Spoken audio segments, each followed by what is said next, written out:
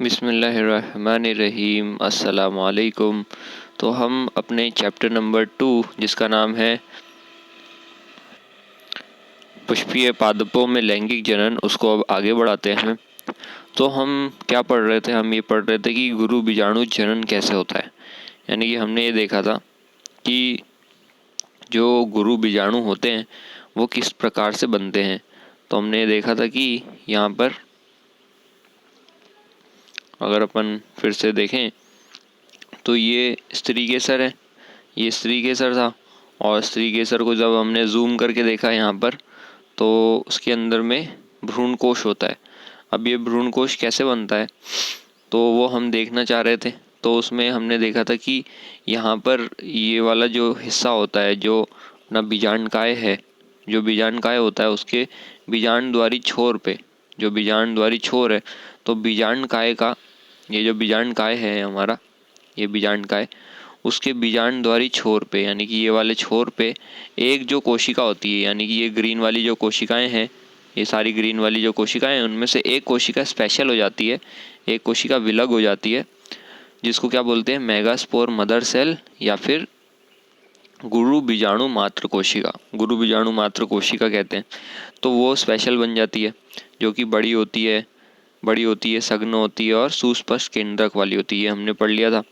और फिर क्या पढ़ा था? फिर ये पढ़ा था कि ये क्या कोशिका क्या करती है, ये जो कोशिका है, ये वाली जो कोशिका है वो क्या करती है, ये वाली वो करती है अर्धसूत्री विभाजन। अर्धसूत्री विभाजन करके वो चार चार चार कोशिकाएं बनाती है, चार कोशिका बनाती है, जिसको हम क्या कहते हैं? गुरु बीजाणु कहते हैं। जिसको हम क्या कहते हैं? गुरु बीजाणु। अब यही जो गुरु बीजाणु है, ये जो गुरु बीजाणु है, यही आगे चल के क्या बनाएंगे? यही आगे चल के बनाएंगे भ्रूण कोश। यही आगे चल के बनाएंगे भ्रूण कोश। यही भ्रूण कोश बनाएंगे। और भ्रूण कोश को ही बोला जाता है, भ्रूण कोश को बोलते हैं, एक और नाम है मादा युग्मक, मादा युग्मक, मादा युग्मकोद्भव। ठीक है, भ्रूण कोश या फिर मादा युग्मकोद्भव। भ्रूण कोश का मतलब होता है embryo sac, embryo sac, SAC sac.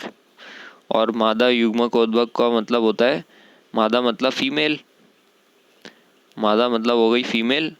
और युग्मक उद्भव, युग्मक का मतलब गैमीट होता है, उद्भव मतलब फाइट, उद्भव मतलब फाइट। तो ये हो गया गैमीटो, GAME गैमी, TOTO गैमीटो, PHY TET gametophyte, gametophyte, female gametophyte.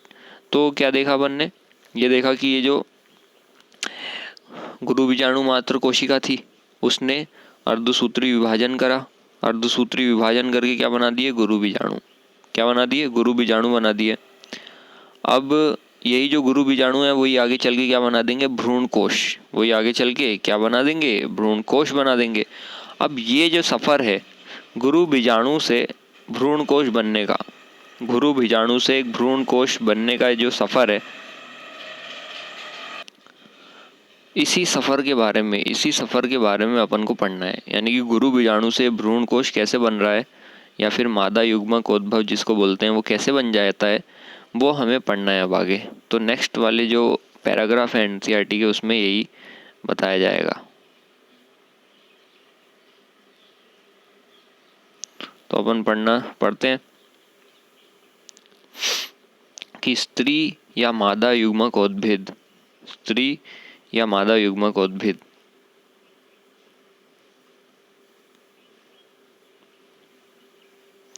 तो यहाँ पर अपन का टॉपिक है कि स्त्री युग्मक, स्त्री यानी कि स्त्री या मादा युग्मकोद्भिद, जिसको क्या बोलते हैं अपन?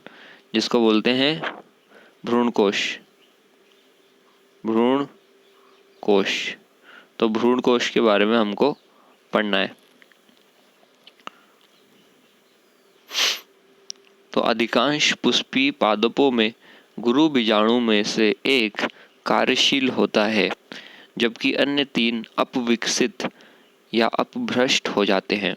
तो अधिकांश पुष्पीय पादपों के अंदर यानी कि ज़्यादातर पौधों में, ज़्यादातर पौधों में क्या होता है, जो गुरु बीजाणु बने थे, जो 4 बने थे ना, 4 गुरु बीजाणु बने थे, उनमें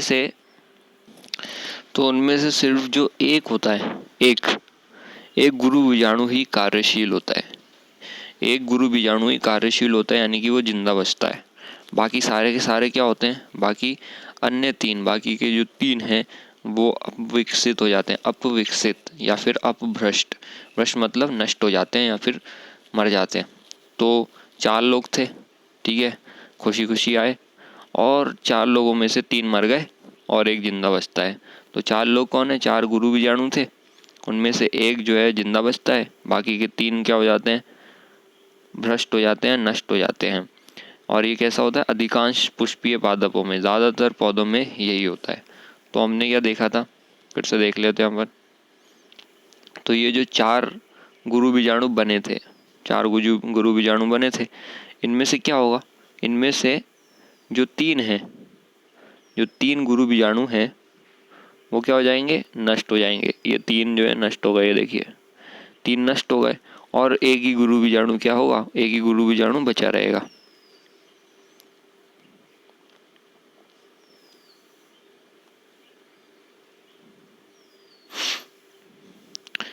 फिर चित्र 2.8 बा में हम देख सकते हैं कि केवल कार्यशील गुरु बीजाणु स्त्री या मादा युग्मकोद्भिद, जिसको भ्रूणकोश भी बोलते हैं, उसके रूप में विकसित होता है। उसके रूप में क्या होता है, विकसित होता है।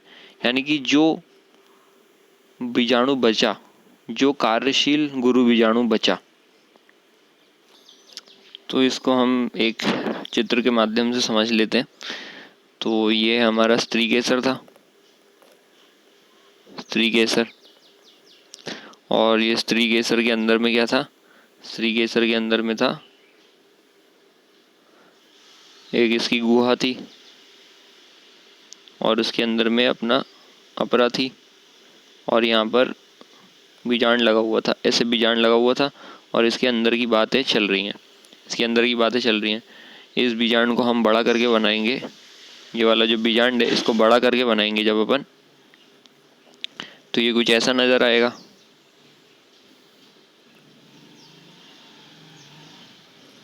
ये ऐसा नज़र आएगा, ये बाहर इसके कवर हैं जिसको अध्यावरण कहते हैं, और बीच में है, यहाँ पर बीच में है बीजांडकाय, बीच में बीजांडकाय है, और बीजांडकाय के ये वाले हिस्से पे, ये वाला हिस्सा जो है जिसको बीजांडद्वारी हिस्सा कहते हैं, वहाँ पर क्या हो रहा है, वहाँ पर एक कोशिका क्या हो जाएगी, एक कोशिका स्पेशल बन जाती थी, एक कोशिका स्पेशल बन रही थी जिसको गुरु बीजाणु मात्र कोशिका कहते हैं। फिर यही जो कोशिका है, अब ये कोशिका ने क्या करा, अर्धसूत्री विभाजन करा, ये कोशिका ने क्या करा, अर्धसूत्री विभाजन करा। तो जब अर्धसूत्री विभाजन करा तो क्या हुआ, तो इससे 4 कोशिकाएं बन गई, इससे क्या बन गई, 4 कोशिकाएं बन गई। जब इससे 4 कोशिकाएं बन गई तो अब क्या होगा कि ये जो 3 कोशिकाएं हैं, ये वाली जो 3 कोशिकाएं हैं ये नष्ट हो जाएंगी, 3 कोशिकाएं नष्ट हो गई, 3 कोशिकाएं इसमें से नष्ट हो गई, और एक ही जो कोशिका है वो कार्यशील बनी रही।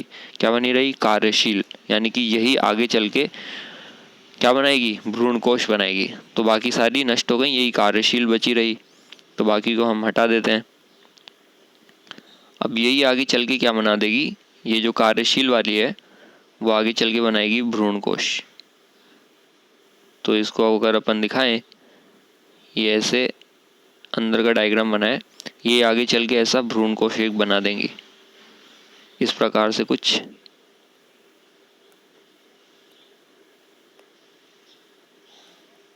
भ्रूणकोश बना देगी।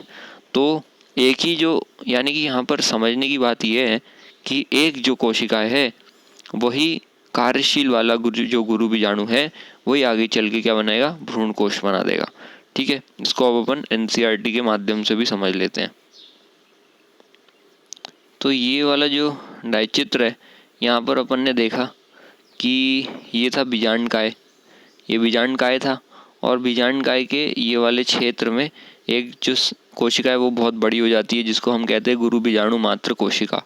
और वो क्या करती है, वो करती है अर्धसूत्री विभाजन और उससे बना देती है 4 कोशिकाएं, 4 गुरु बीजाणु बना देती है, गुरु बीजाणु बना देती है, जिसमें से क्या होगा कि 3 जो है नष्ट हो जाएंगे, 3 गुरु बीजाणु नष्ट हो जाते हैं, एक ही जिंदा बचता है, एक गुरु बीजाणु जिंदा बचता है। अब यही जो गुरु बीजाणु है इसकी फ़ोटो नीचे बनाई गई है, ये इसी को जूम करके दिखाया गया है। ये वाला जो डायग्राम है यहाँ से लेकर यहाँ तक, यहाँ से लेकर यहाँ तक, ये इसी गुरु बीजाणु को जूम करके दिखाया गया है कि इस गुरु बीजाणु के अंदर क्या होगा। और यही गुरु बीजाणु क्या बना लेगा, अब यही गुरु बीजाणु ये चरणों से गुजरते गुजरते, यहाँ से गुजरते गुजरते ये आखिर में ऐसा बन जाएगा, ये अपने आप को ऐसा बना लेगा। इसी चीज़ को क्या बोलते हैं, इसी चीज़ को बोलेंगे अपन भ्रूण कोश। इसी चीज़ को क्या बोलते हैं, भ्रूण कोश, या फिर दूसरी भाषा में इसको बोलते हैं मादा युग्मक उद्भिद, मादा युग्मक उद्भिद। ठीक है, तो एक जो गुरु बीजाणु बचा था वही क्या बना रहा है, वही आखिरी में जाके ये भ्रूण कोश बना देगा। ठीक है, उसमें बहुत सारी चीज़ें होंगी बीच के अंदर में, ये अभी अपन आगे देखेंगे। तो याद क्या रखना है कि जो गुरु बीजाणु मात्र कोशिका है उसने अर्धसूत्री विभाजन करा तो 4 गुरु बीजाणु बने, 4 में से क्या हो गया, 3 नष्ट हो गए, 3 नष्ट हो गए, एक जो बचा, एक ही गुरु बीजाणु ने क्या बना दिया, भ्रूण कोश बना दिया। ये हमको याद रखना है। तो यहाँ पर ये लिखा हुआ है कि चित्र 2.8 बा में केवल जो कार्यशील गुरु बीजाणु है वही क्या बनाता है, वही मादा या स्त्री युग्मक उद्भिद बनाता है, जिसको दूसरी भाषा में भ्रूण कोश बोलते हैं। अब एक अकेले गुरु बीजाणु से भ्रूण कोश के बनने की विधि को एक बीजाणु विकास कहा जाता है, एक बीजाणु विकास कहा जाता है।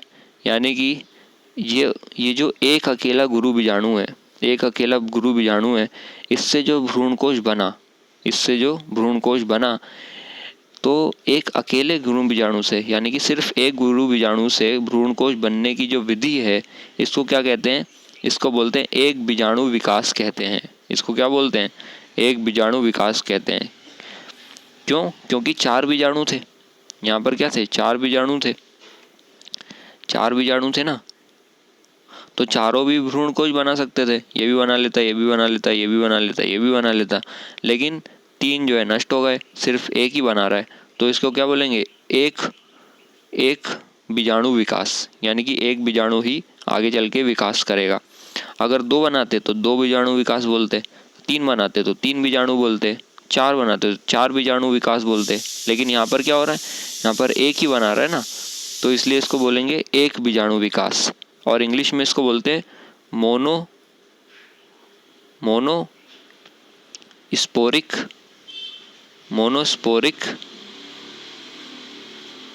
Monosporic development.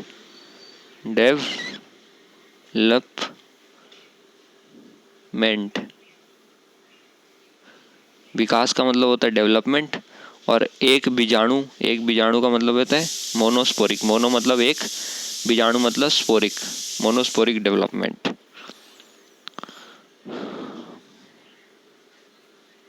तो यहाँ पर ये जो एक बीजाणु है, एक बीजाणु जो जिंदा बचा, यहाँ 3 मर गए और एक बीजाणु जिंदा बचा, वही क्या आगे चल के बना रहा है, भ्रूण कोश बना रहा है। ये बड़ा सा ये भ्रूण कोश जो दिख रहा है हमें, वो हम आगे पढ़ेंगे, वही बना रहा है। तो इस विकास को क्या बोलते हैं, इस विकास को बोलते हैं एक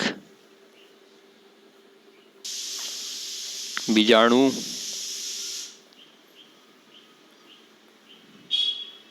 विकास,